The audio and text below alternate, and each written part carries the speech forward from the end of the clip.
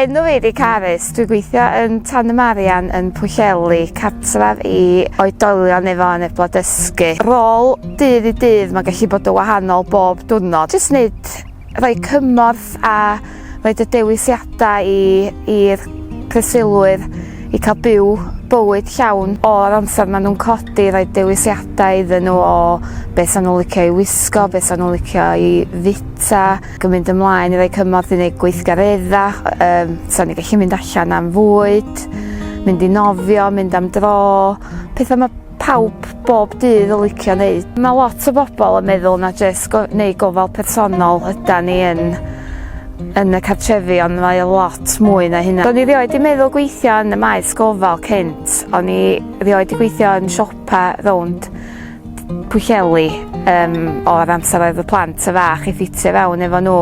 A fel athon nhw'n hŷn, o'n i'n meddwl i fi wneud rhywbeth i fi'n hŷn. Ond o'n i bob tro meddwl sa isio cymwyserau i weithio mewn cartref fel na. Swn i byth yn sbio nôl wan. Mae o jyst i newid bywyd fi am y gorau. Jyst yr teimladau mae roed i chi, mae o fel mynd at teulu bach newydd a maen nhw'n rhan o'ch bywydau chi. Mae lot o bobl yn meddwl fel fi, dwi'n cofio mynd i fewn i'r cyfweliad yn meddwl mynd yna i helpu bobl i gadw'n daclus a molchi a newid oedd y swydd. Mae o'n gymaint mwy na hynna. Dim jyst gofal personol ydy o, mae